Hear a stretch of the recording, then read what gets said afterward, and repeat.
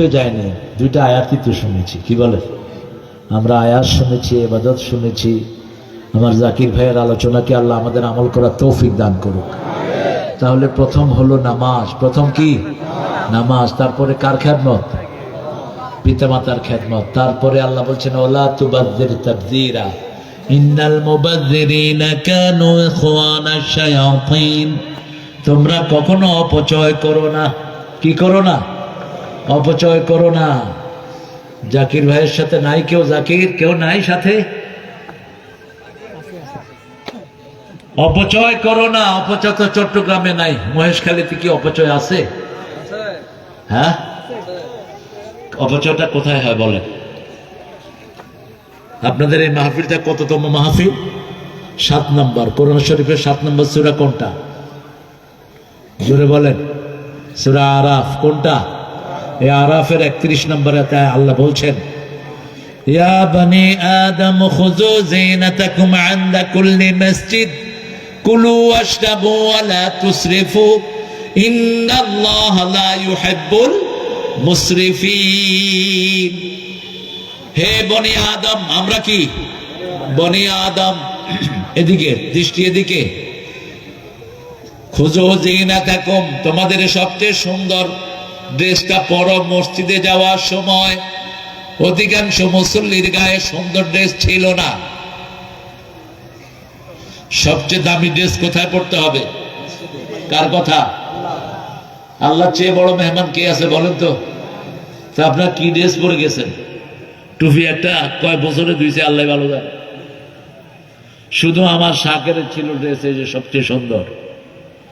আমি সফরে আসার কারণে রঙিন পরে আসছি, কিন্তু আমার মোজাম্মেল ভাইয়ের বাড়ি এখানে হওয়াতে উনিও সুন্নতের উপরে আছে। জুমার দিন রাসূল অধিকাংশ সময় কি পড়তেন? সাদা পড়তেন। কি পড়তেন? সুন্দর ড্রেস পরবেন, আপনার যেটা সবচেয়ে সুন্দর। খুযু যিনাতাকুম ইনদা কুল্লি মসজিদ, you must beautify yourself when you enter the mosque. যখন আপনি মসজিদে যাবেন সবচেয়ে সুন্দর পোশাক পরবেন। এটা কার ফরজ? কার? একজন লোককে ফাঁসি দিয়েছে, নাম হলো কাশেম আলী মিন্টু। নাম শুনছেন তো? ইনি প্রত্যেক নামাজে একটা নতুন ড্রেস পরতেন। ওনাকে জিজ্ঞেস করা হলো আপনি প্রতি ওয়াক্তে একটা নতুন ড্রেস পরেন কেন? তিনি বলছেন আল্লাহ আমাকে সামর্থ্য দিয়েছেন। আমার আল্লাহ বলেছেন খুযু যিনাতাকুম ইনদা কুল্লি মসজিদ, যখন তুমি মসজিদে যাবা সবচেয়ে সুন্দর পোশাকটা পরবা। এই জন্য আল্লাহর এই ফরজের উপর আমি আমল করার চেষ্টা করি। কুলু ওয়াশরাবু, খাও পান করো, কিন্তু সীমা লঙ্ঘন করো না। আজকে যে ঘরে খেয়েছি বাটা মাছ ভেজেছে, ভাটা মাছ তো বাটা মাছ, বাড়া কি জোরে হ মাখরাজ আদায় করে হ বাড়া মাছ। এই বাড়া মাছ আমেরিকাতেও আছে, সেম স্বাদ। এত স্বাদের মাছ কয় মন ভাবছে আল্লাহ জানে স্বাদ। কিন্তু আমি দেখেছি অনেক ভাই অর্ধেক খেয়ে অর্ধেক ফেলে দিচ্ছে। রাসূল বলছেন লা তাতরু খালি শয়তান, তুমি যেটা খেয়েছো বাকিটা যদি না খাও ওটা কে খাবে? কে খাবে? আর এই খাওয়াটা আপনাকে আসামি বানাবে। রাসূল বলেছেন 3 বার চাটো। কয়বার? সালাসা মিল আকা। Whatever food you take 3 times you have to wipe it out. এটাকে 3 বার তুমি চাটবা। আজকের বিজ্ঞান বলছে যত চাটবেন শরীর তত ভালো থাকবে, খাওয়ার রসগুলো বের হবে, শরীরে কোনো রোগ থাকবে না। আর এই আঙ্গুলের সাথে পেটের সম্পর্ক। কিসের? পেটের সম্পর্ক। আঙ্গুলের মধ্যে একটা রস থাকে, এটাকে ইংলিশে বলা হয় প্লাজমা টোন, বাংলাতে এটার নাম নাই। আপনি দেখবেন ডাউল গরম করে যদি আঙ্গুল চুবান ডাউলটা কি হবে? কি হবে? রাত্রে ডাল গরম করলেন ভালো রাখার জন্য, কিন্তু মা বাপেরা কি বলে? আঙ্গুল দিও না। আঙ্গুল দিলে কি হবে? নষ্ট। তাহলে কি ঢুকলো কি ভিতরে? ওই যে টোনটা, যে রসটা আঙ্গুলের সাথে লেগে থাকে, এটা জিহ্বার সাথে লাগলে খাওয়ার সাথে সাথে হজম হয়ে যায়। রাসূল বলছেন তুমি যদি না চাটো তোমার অন্য ভাইয়ের মুখে দিয়ে দাও। এখন যদি আমি এই মাওলানার মুখে আঙ্গুল দেয় আরে কি লাইব? কইবে তোমার আঙ্গুল কিনলে আর মুখে দিয়ে দে। কিন্তু ইসলামের সম্পর্ক কত গভীর। আমার ভাই চাটতে পারে না, তার ভাইয়ের মুখে দিবে। সন্তানের মুখে দিবে, যতবার চাপবে শরীর ভালো করে দিবেন কে? আবার যতটুকু খাবেন অতটুকু নেন। কুল মিম্মা ইয়ালিক, সামনের থেকে খান। তালাশ করে করে বিভিন্ন জায়গা থেকে খাওয়ার কোন সিস্টেম ইসলামে।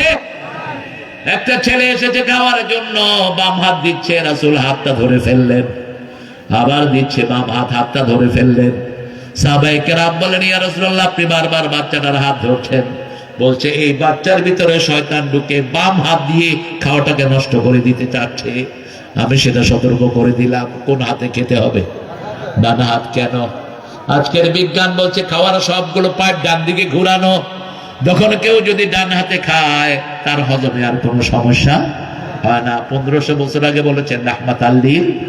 আবার বলেছেন কোনো পানিতে ফু দিও না, পানিতে দুধের ভিতরে কি দিও না? ফু দিও না। লা তানফুখ ফিল মা।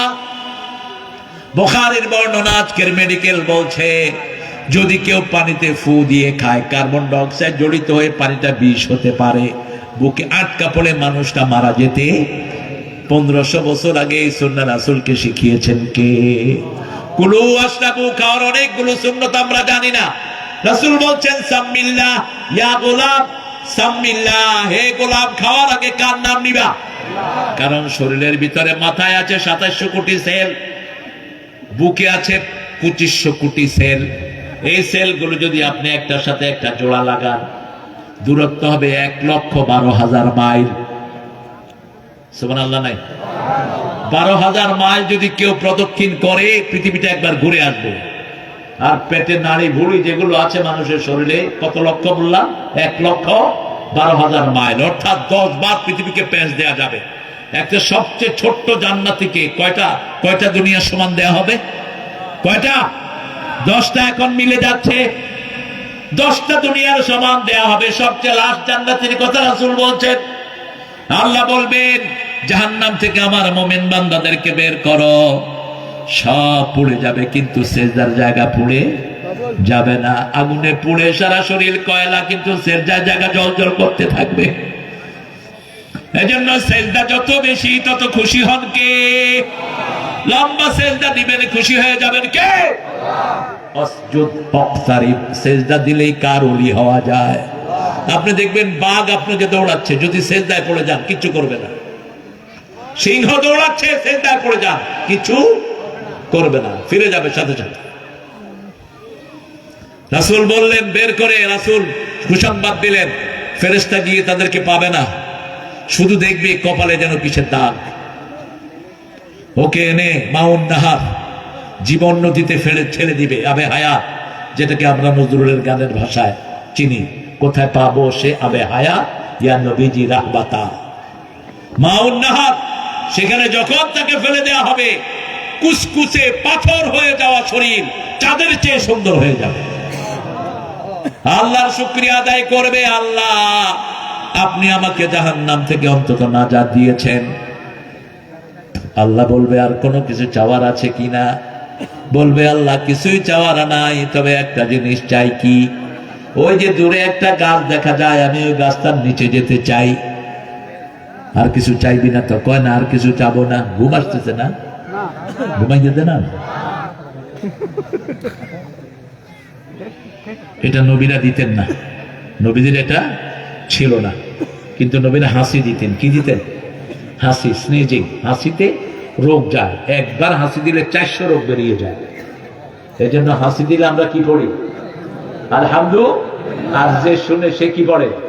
ইয়ারহামু কাল্লা। আবার যে শুনলো সে কি বললো? ইয়াহদি কাল্লা। আবার যে হাসি দিল সে কি বলবে? ওয়াসলিহ বালাকুম। সূরা মুহাম্মদের অংশ, আল্লাহ তোমার সবকিছু ভালো করে দেখ। সুবহানাল্লাহ। এই জন্য হাসি আসলে জোর করে রাখবেন না। আছে না এরকম? হাসিরে চাপা দিয়েন না, একটু নিচে গিয়ে স্নিজিংটা করে দেন। রাসূল সাল্লাল্লাহু আলাইহি ওয়াসাল্লাম বলছেন ওই গাছটার কাছে গিয়ে বসে থাকবে সেই লোকটা। বসে থাকার পরে দেখবে দূরে আরো সুন্দর একটা গাছ, সুন্দর বেশি, যেখানে মানুষ যায় সেখানে বলবে আল্লাহ। কয় কি রে, তুই না কিছু তার কিচ্ছু চাইবি না? কয় আল্লাহ আপনার মনে এই শেষ, এই শেষ। আল্লাহর দয়া আল্লাহ দেখাচ্ছেন, ওই গাছটার কাছে নিলে আর চাবো না, ওই গাছটার কাছে নেন। নিচে ওই গাছটার কাছে, সামনে তাকিয়ে দেখে আরেকটা গাছ, পাশে একটা সুন্দর দরজা। কয় আল্লাহ এতক্ষণ তো দরজা পাই নাই, ওই গাছটার কাছে এত সুন্দর দরজা আমি জীবনেও দেখিনি আল্লাহ, এরপরে আর কিছু চাবো না। চাবি না তো? না চাবো না। গেছে ওই গাছটার কাছে, দরজার কাছে গিয়ে দেখে দরজায় কান লাগিয়ে শুনে এত সুন্দর সুন্দর আওয়াজ আসতেছে ভিতর থেকে। কয় আল্লাহ এত সুন্দর আওয়াজ আমি জীবনেও শুনিনি। কয় কি কবি ক, তুই তো বারবারই কস আর কমু না আর চামু না, কি এখন কি আবদার? আল্লাহ দরজাটা একটু খুলে দেন, দরজাটা একটু খুলে দেন। খুলে দেওয়ার সাথে সাথে এক দৌড়ে কোথায়? সুবহানাল্লাহ বলবেন না? আল্লাহ আমাদেরকে জান্নাতি বানায়া দেন।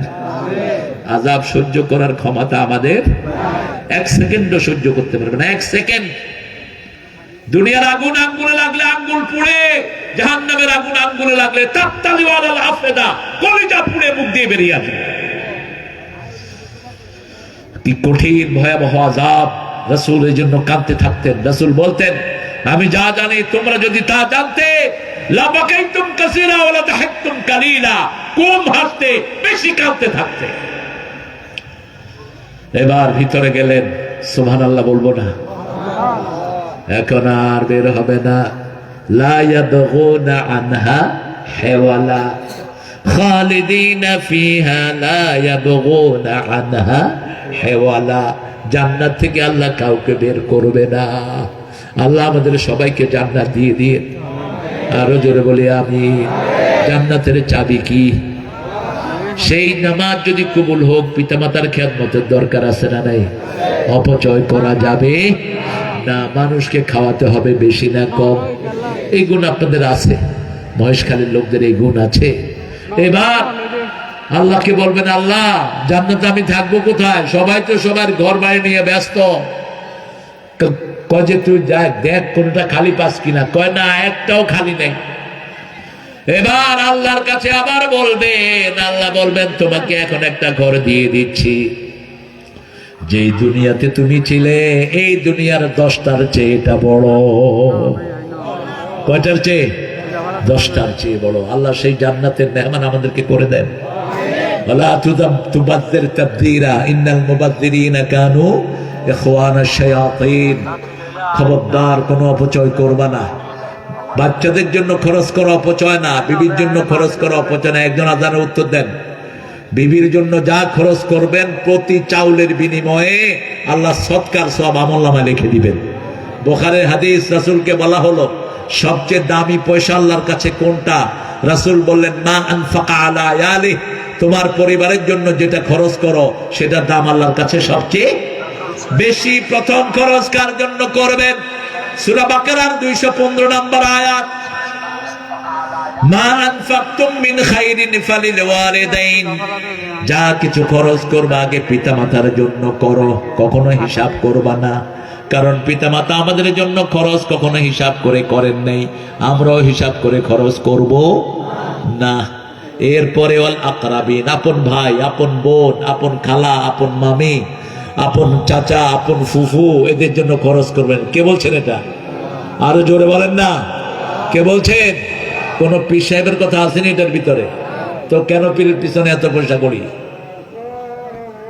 কত রকমের সুরত ধরে আসে। আকরাবিন সূরা বাকারার 177 একই কথা বলেছেন। আতাল মাল আলা হুব্বিহি যাবিল কুরবা ওয়াল ইয়াতামা ওয়াল মাসাকিন। আল্লাহর ভালোবাসায় নিকট আত্মীয়দেরকে দিতে হবে। রাসূল সাল্লাল্লাহু আলাইহি ওয়াসাল্লাম উহুদের তায়েফের যুদ্ধে সবচেয়ে বেশি স্বর্ণ পেলেন, সবচেয়ে বেশি ছাগল পেলেন, দুম্বা পেলেন, উট পেলেন, গম পেলেন, সবচেয়ে বেশি গনিমত পেলেন। আজানটা শেষ হোক। কি সুন্দর।